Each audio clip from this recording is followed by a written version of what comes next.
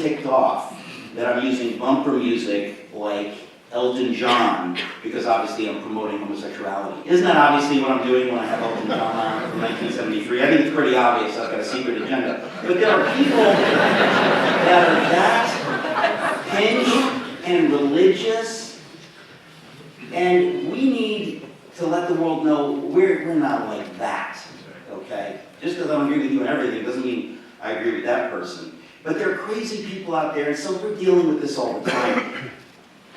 When I grew up in the Greek Orthodox Church, I didn't deal with that kind of dead religion. There's all kinds of dead religion, I've said that, okay? Some of you grew up in fundamentalist churches. You know that kind of moralistic, legalistic insanity, which is of the Pharisees, which, since we don't have time to unpack it, is of the devil. Okay, now just imagine.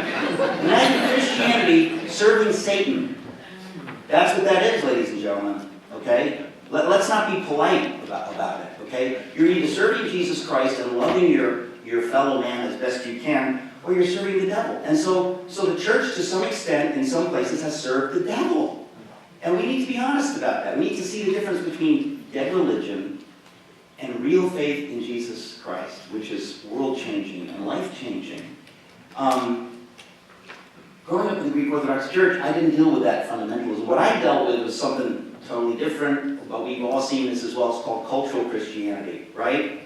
Why do you go to church? Well, you go to church because you're Greek, and this is what we do on Sundays. We're in the diner, Monday through Saturday, and then we go to church on Sunday, and be a good boy, get good grades, and, do what you need to do. Vote for the Greek candidate, whether it's Dukakis or Spiro Agnew. You just understand that being Greek is the most worthy. So I grew up in that world, and it was a warm, wonderful community. Let me tell you, I'm not going to condemn it. Wonderful, warm community. The problem is, I never heard the gospel of Jesus. I never read the Bible. I never really understood anything about what my faith believed. Every Easter we say, Christos Anesti, you cry out, Christ is risen. And it's kind of like saying Happy St. Patrick's Day. What does it mean? It's a cultural thing. Imagine what you're saying. You're claiming that 2,000 years ago, a Jewish rabbi rose from the dead bodily, okay? That is insane, unless it actually happened. And if it happened, it's the most amazing thing, that ever happened, right? But imagine saying it like, it's just kind of interesting. Hey, Christ is risen, hey, truly is risen, and I'll see you later. Are you kidding me? You need to know what you believe. So I went to Yale University, having no clue what I believed. And of course, when you go to academia in America, in my lifetime, especially elite universities, you pretty much encounter a secular humanist worldview. You're not really getting a deep, honest exploration for truth. Now, I didn't realize that at the time because I just sort of, was imbibing the zeitgeist. I just showed up. I said, what do I know? I'm the son of working class immigrants. I got into Yale. Yale's motto is what is light and truth. So, tell me, what should I believe? What is truth? And while I was there, I wasn't conscious of it at the time, but looking back, I realized that that's the last question that anybody's asking. Because if you have a secular humanist worldview, you've already decided what truth is. You've decided that truth is something we don't want to talk about. Truth with a capital T is a patriarchal, old concept used to bash other people over the head. And if you disagree with those people, they'll kill you, right? And religion has been very involved with that. So we're not going to ask that question. We're not going to, because it makes us uncomfortable. We're certainly not going to answer that question, because if we had to answer that question, we'd say, well, we don't know there's such a thing as truth. If there is such a thing as truth, you certainly can't know it. And people who claim to know it are crazy, or they're backwards. They're maybe working class, or they're minorities, and they need something to cling to. But we're enlightened, and we know that you can't ask those questions. And by the way, again, if you want to drill down, you want to talk about the nature of reality. We don't want to talk about it because it's depressing, but if you want to talk about it, the meaning of life is that there is no meaning, and we evolved by accident, right? Now, whether you believe evolution or whatever the details, there's an infinity of things to talk about on that subject. But the point is that the key is that people say, no, whatever happened, however we got here, it was by accident. meaning that you're not supposed to be here, you're not supposed to be here. We just ended up here by accident, and life has no meaning. It's just a construct we have imposed on our existence because it's too painful to think that life has no meaning. So the love you have for your child, for your spouse, for your parents, is nothing but chemicals. It is meaningless. It's not transcendent. It is not.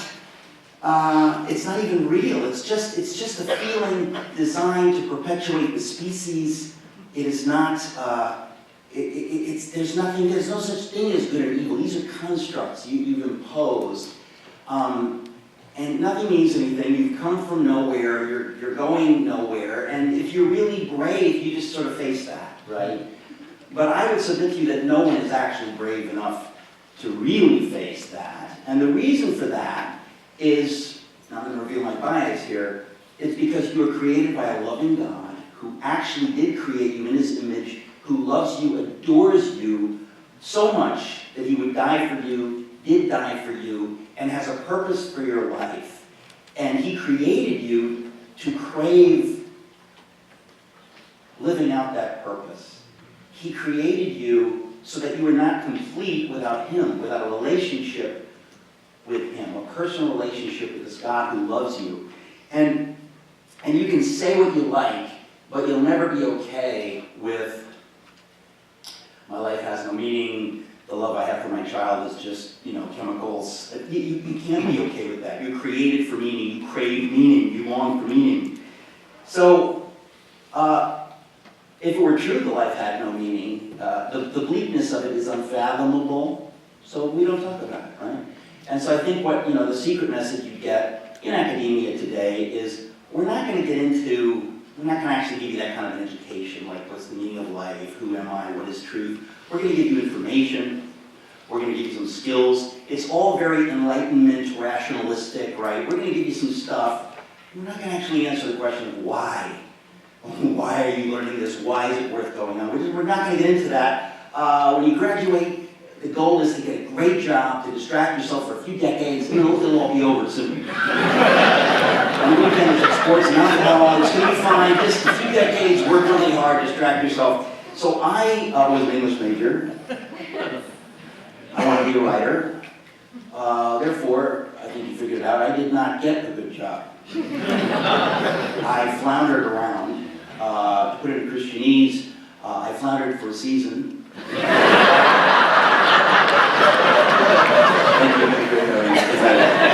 I drifted for a season. Now, if you do that just right, it's like math. There is no doubt you will end up moving back in with your parents. And I don't recommend that because my parents happen to be worried about European immigrants who say, Eric, you say like you're finding yourself. We would love for you to find yourself a job now. Because my mother cleaned houses so I could go to Yale University. So imagine my parents' perspective, that Eric goes to get the finest education in the land and he comes home confused, adrift, wondering what's the meaning of life, what do I do with my life? And it was not a happy time for Eric at home with his parents in Dartmouth, Connecticut. So, God in his grace, it's an amazing thing.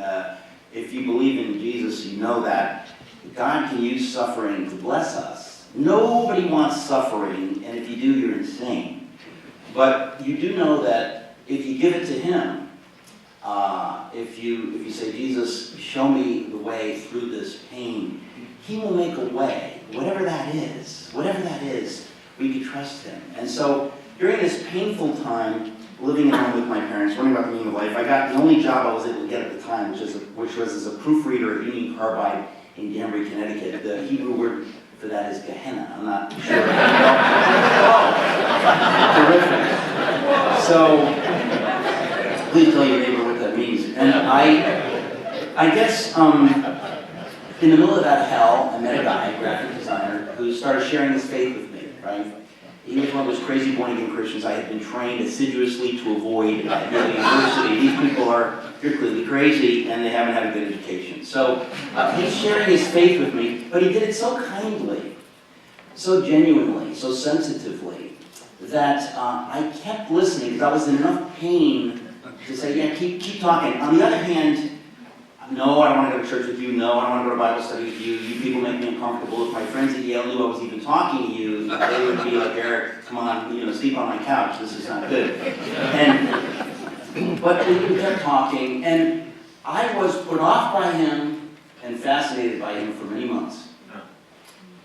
And then one day I had a dream.